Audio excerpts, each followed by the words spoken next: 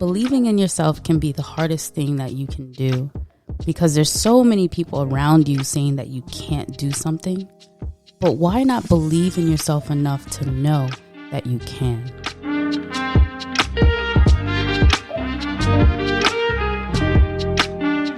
Good morning, good afternoon, good evening, wherever you are in the world. Thank you so much for tuning in. On this show, we celebrate voices of exceptional people. Whether you're an author, an entrepreneur, a basketball player, whoever you are, everyone has a story to tell, and a lot of people need to hear it. So we tell you to tell your story the way you want to tell your story. You never know who will be impacted by your story, who you will encourage, or who will feel empowered. So continue telling your story. I'm so excited to have my next guest on the show. His name is Jeremiah Jordan. He's from the state of Georgia. He's a professional basketball player in the American Basketball Association for the Sarasota Manatees. This is his rookie season. He is currently the top-rated player on the team and has been entered in the ABA Mexico draft with an opportunity to play in Mexico. Now, I haven't talked about sports in a long time. For those of you who have been following me, you know that I was on Sports Talk Radio. We hosted a lot of different episodes and had a couple of athletes. So today is very special, near and dear to my heart when we talk about sports. Not only that, but this is about brotherhood, unity, being a team player, having team spirit, and all of that. So welcome to the show. Your last name is Jordan. Right. Has anyone ever said, hey, are you Michael Jordan's son? Or are you related to Michael Jordan? Or try to compare your skill set to Michael Jordan? When I was younger, all the time. Like, I used to get tired of hearing it. Dang. But, I mean, I wish, but, I mean, yeah. If you weren't playing sports, what else do you think you would be doing? I have a major in psychology, so I'll probably be doing something in that area. But to piggyback on sports, without sports, like, I wanted to be a sports psychologist, so if basketball didn't work out, I would have been a sports psychologist. So somewhere in the psychology field, that would have worked out for me. So my sons are 13 and 9, and they are so focused on electronic devices. What advice would you give to a parent like me who's like, look, go out and play basketball or kick the soccer ball around or do something that's related to outdoor activities? Right. What advice would you give?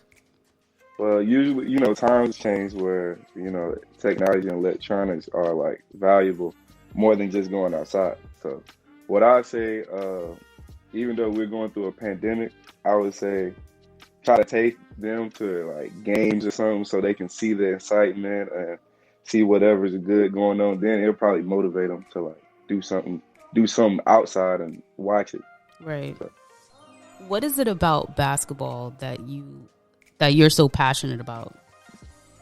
It's a lot, from passing to making a good defensive stop, scoring, of course.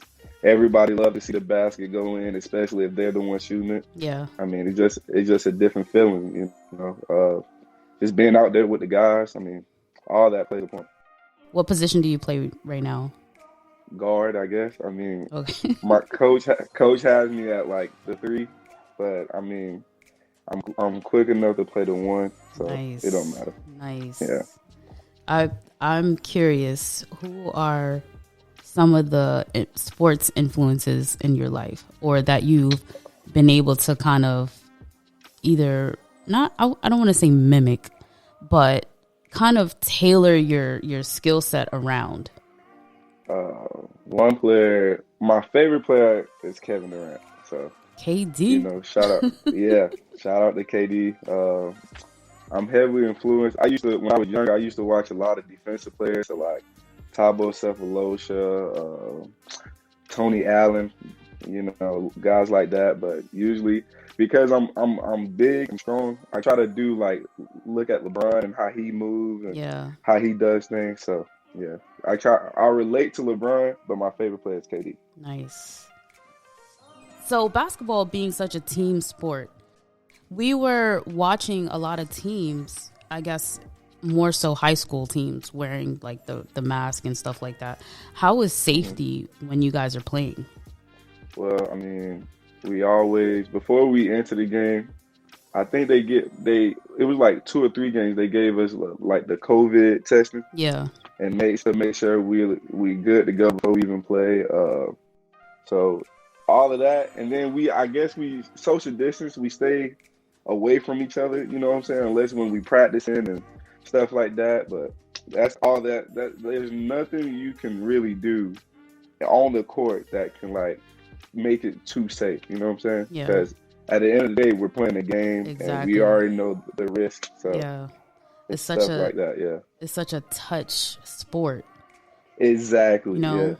Well, what are 3 reasons you like being a part of a team?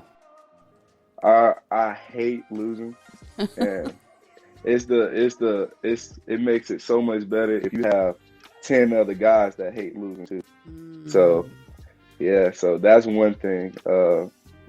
Really, just being around your team is like the best feeling ever because we all got different personalities and like the challenge is to how to buy into one concept of winning. So I love that. And lastly, winning. Like I can't express it enough. I love to win, and I would love to win with my guys, with the guys I put in work with. It's just a great feeling if you win and then seeing all your bros and all your teammates successful. It's a great feeling. How do you guys stay motivated? Like even during the pandemic, how do you stay motivated? Is there one person in particular that is like, come on, man, we got to do this? Or are you that guy? I say it's probably 3 or 4 guys. The owner, Andre, we got the head coach. He always into it and wanting us to elevate ourselves. A couple guys on the team like Tegan, he's very positive. This guy named Sip, Zakari Brent, he's very positive on everything. I mean, guys like those, you have those energy guys to help you stay motivated to do things. Them guys you should always want to have on the team. So yeah, shout out to them. Yeah. Was there ever a moment where you had self-doubt?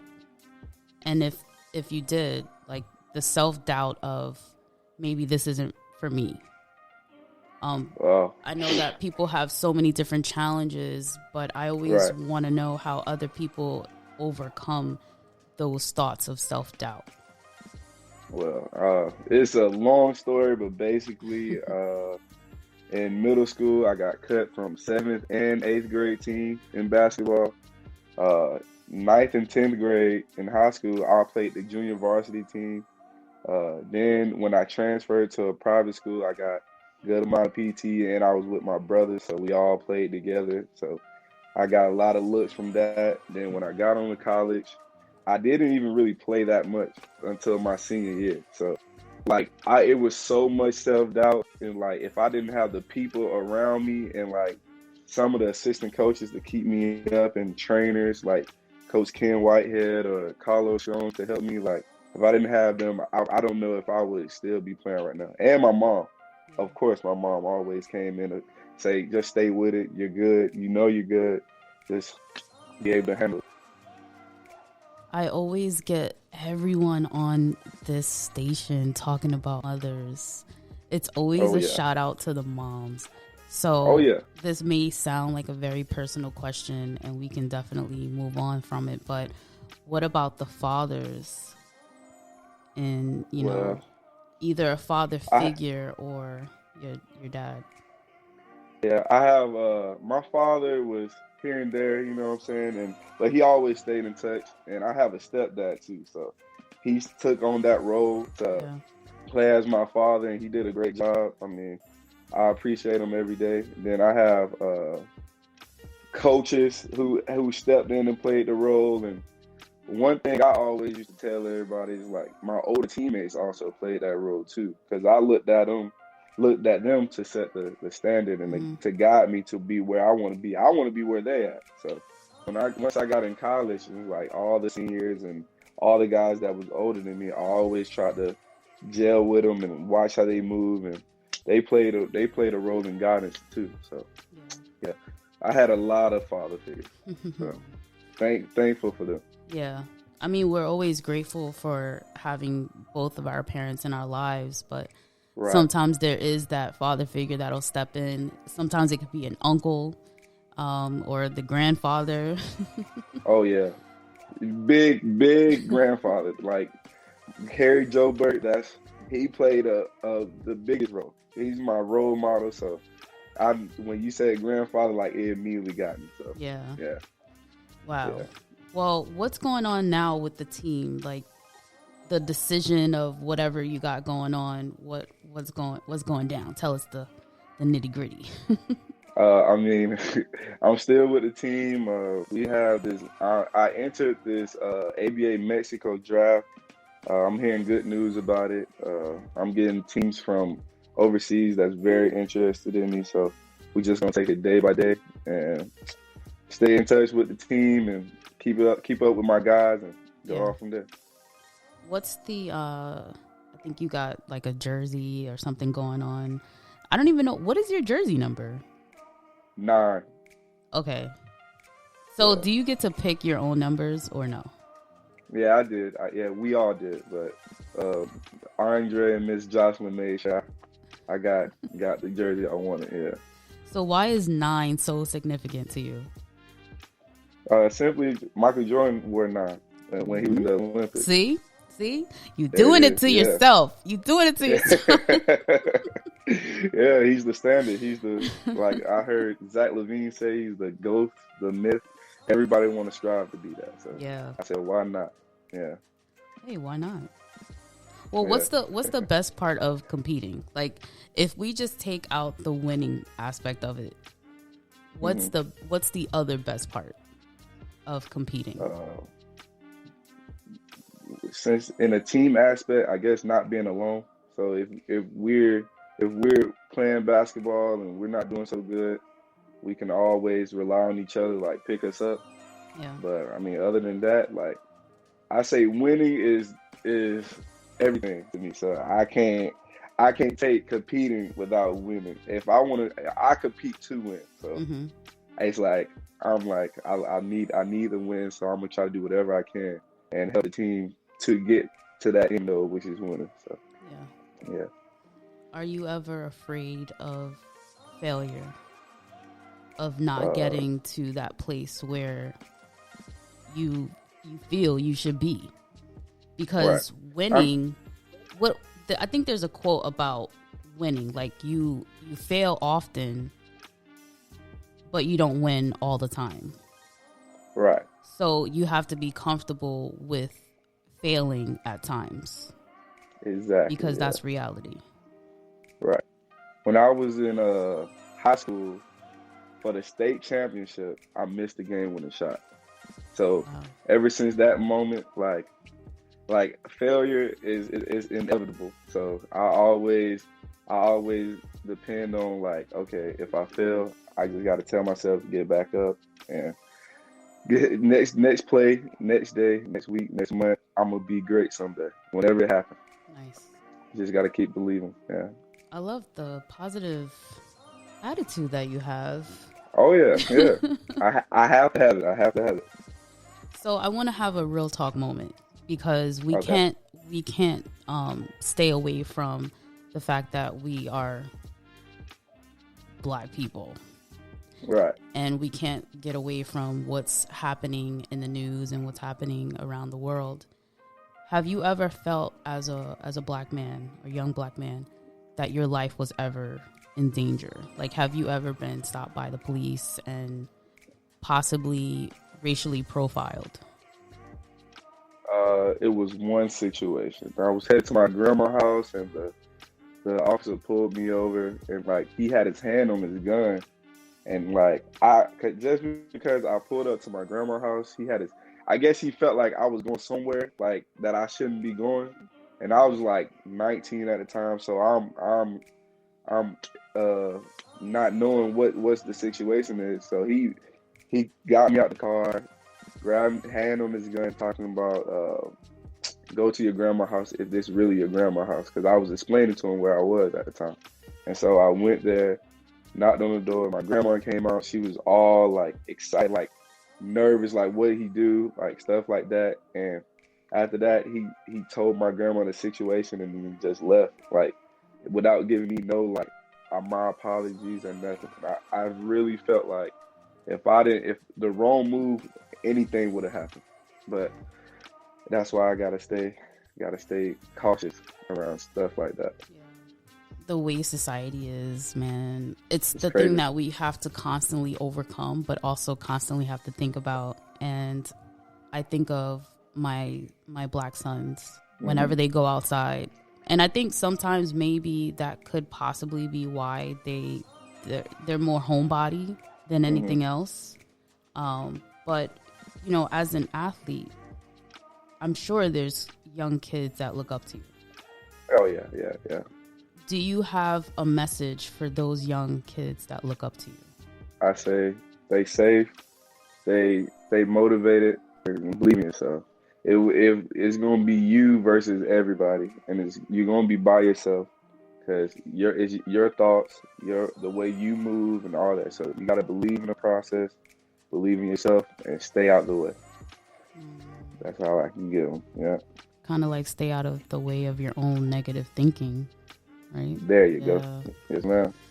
Oh man. Well, so website, social media, plug those in real quick. Okay. All right. My team, Sarasota Manatees. So their website is sarasotamanatees.org. For Facebook, there's Sarasota Manatees basketball. I mean, for me, my Twitter, NoJ_Jordan10. And for Facebook, it's my name, Jeremiah Jordan. Yeah, a lot of good stuff on each website, on Facebook, a lot of great stuff. So check it out. Well, I'm happy to have you on the show. I'm happy that you were able to lend a voice and talk about some fun topics, but also something that's like really hitting home for all of us. Right. So I wish you the best and a successful road ahead. Thank you for having me. You're welcome. I guess one other thing is shout some people out. I mean, you kind of did that already, but oh yeah, just in case. All right, shout out to Phenom Training, Strong Basketball, Sarasota Manatees. Shout out to my friends Braxton, Austin, Augie, all my friends Trey. Shout out to Broome Parker College, Nice. Hoosier. Shout out to everybody. Awesome. So what's next? Just wait. Huh? Wait to hear the word. Yeah, just wait to hear the word. Wait to hear the word. All right. Well, it has been real. Thank you so much, everyone, for tuning in. You already know this is Nikki Marie. You can follow me on all social media platforms at Nikki Marie_radio. Until next time, just keep it locked. You know how we do.